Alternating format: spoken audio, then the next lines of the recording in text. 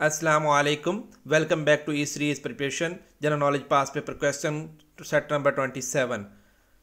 Who chaired Asia Pacific Group of UNESCO for the year 2020 from Pakistan? Pakistan से 2020 के लिए UNESCO की Asia Pacific group की सरबराही किसने की? मोइनुल हक। पाकिस्तान ने जनवरी 2020 से दिसंबर 2020 तक की मुद्दत के लिए यूनेस्को में एशिया एंड पैसिफिक की सदारत संभाली। मोइनुल हक का तारफ़ करवाते हैं आपके साथ। मोइनुल हक पाकिस्तान के एक करियर डिप्लोमेट हैं जिनके पास खारजा अमूर का वसी तजर्बा है।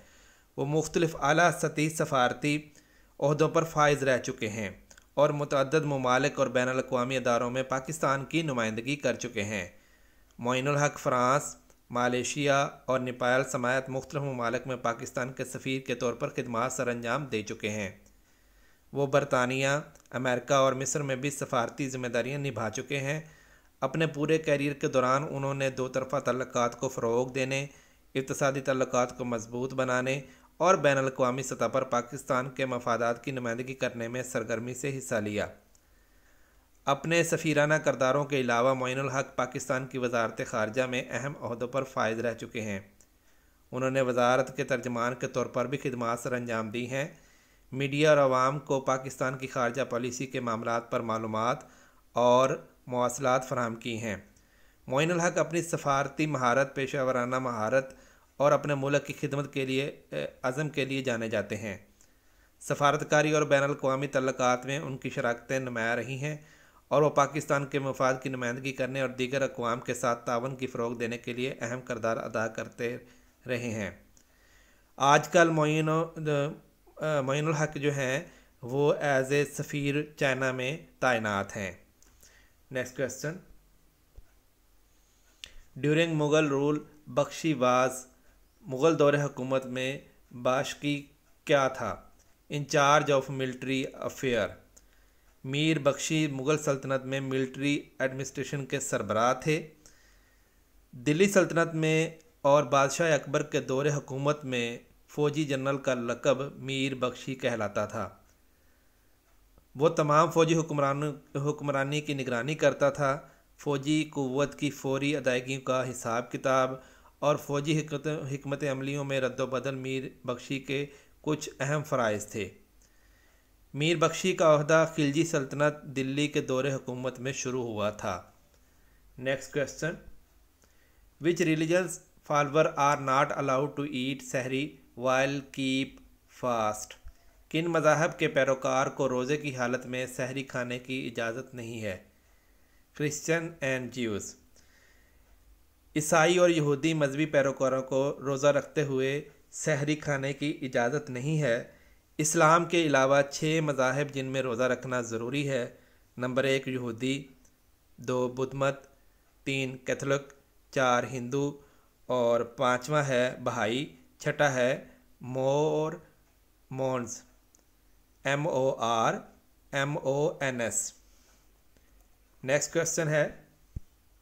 Tipu Sultan had diplomatic relation with which French king? Tipu Sultan के किस फ्रांसीसी बादशाह से सफारती तल्लुकात थे? Louis XVI। जनूबी हिंदुस्तान में रियासत मैसूर के हुक्मरान टीपू सुल्तान के फ़्रांस के बादशाह लुइस XVI के साथ सफारती तल्लुकात थे। 18वीं सदी के आखिर में टीपू सुल्तान ने हिंदुस्तान में बरतानवी नौआबादियाती हुक्मरानी के ख़िलाफ़ अपनी मज़ाहमत में फ़्रांस समेत मुख्तलिफ़ यूरोपीय ताकतों से मदद तलब की। टीपू सुल्तान के फ़्रांस के साथ सफारती तल्लुकात 1787 में मैसूर और फ़्रांस के दरमियान होने वाले इत्तेहाद के मुआहदे के ज़रिए कायम हुए थे। इस मुआहदे का मकसद दोनों ताकतों के दरमियान फ़ौजी और इक़्तिसादी तावन को मजबूत बनाना था। इसमें सफ़ीरों, फ़ौजी मशीरों का तबादला और बरतानवी ईस्ट कंपनी के ख़िलाफ़ टीपू सुल्तान की मज़ाहमत की हमायत के लिए हथियारों और वसाइल की फरहमी शामिल थी। टीपू सुल्तान ने फ़्रांस और बरतानिया की दुश्मनी को जानते हुए बरतानवी फ़ौज से लड़ने के लिए अपनी फ़ौज तैयार करने के लिए फ़्रांस के साथ करीबी दोस्ती पैदा की।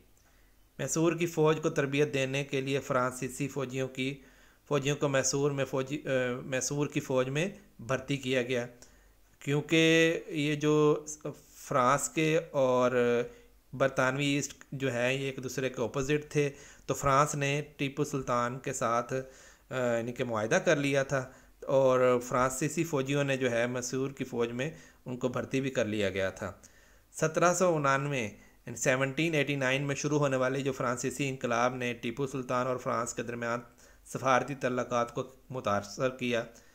1793 یعنی کہ 1793 میں شاہ لوئس ایکس وی آئی یعنی کہ کی پھانسی کے بعد فرانس میں انقلابی حکومت نے کم جوش اور محدود وسائل کے باوجود ٹیپو سلطان کے مقصد کی حمایت جاری رکھی۔ تاہم برطانوی طاقت کے بالآخر عروج اور چوتھی اینگلو میسور جنگ میں ٹیپو سلطان کی شکست کے ساتھ میسور اور فرانس کے درمیان تعلقات ختم ہو گئے۔ ٹیپو سلطان نے نیپولین سے انگریزوں کو ہندوستان سے بھگانے میں مدد کی درخواست کی تھی۔ یہ نیپولین کون تھا اس کے بارے میں بتاتے ہیں کہ نیپولین بوناپارٹ ایک فرانسیسی سیاستدان اور فوجی رہنما تھا جنہوں نے 1799 سے 1814 تک یعنی کہ 1799 سے 1814 تک فرانس پر حکومت کی، اور 1815 میں ایک مختصر مدت یعنی کہ 100 دن کے لیے حکومت کی تھی۔ ٹیپو سلطان نے نیپولین سے انگریزوں کو ہندوستان سے بھگانے میں مدد کی درخواست کی تھی۔ ٹیپو سلطان نے فرانسیسی فوج کے commander in chief Napoleon Bonaparte کے ساتھ اتحاد کی کوشش کی۔ ٹیپو سلطان نے فرانسیسی افسروں اور فرانسیسی فوج سے تربیت حاصل کی، اور ٹیپو نے ہندوستان میں انگریزوں کے خلاف ایک دوسرے سے ہاتھ ملا کر لڑا، یعنی کہ ٹیپو سلطان اور فرانسیسی فوج نے مل کر جو ہے وہ برطانوی طاقت کا مقابلہ کیا۔ Next question, the number of bones in new born baby is, نوزائیدہ بچے کی ہڈیوں کی تعداد کتنی ہوتی ہے؟ 300۔ یہ سوال بھی assistant director intelligence 2023 Punjab public service commission کے تھرو جو ٹیسٹ کنڈکٹ ہوا تھا اس میں پوچھا گیا تھا۔ ایک نوزائیدہ بچے کی عام طور پر تقریباً 300 ہڈیاں ہوتی ہیں، لیکن یہ نوٹ کرنا ضروری ہے کہ بچے کے جسم میں ہڈیوں کی تعداد بالغ کے جسم میں ہڈیوں کی تعداد سے زیادہ ہوتی ہے۔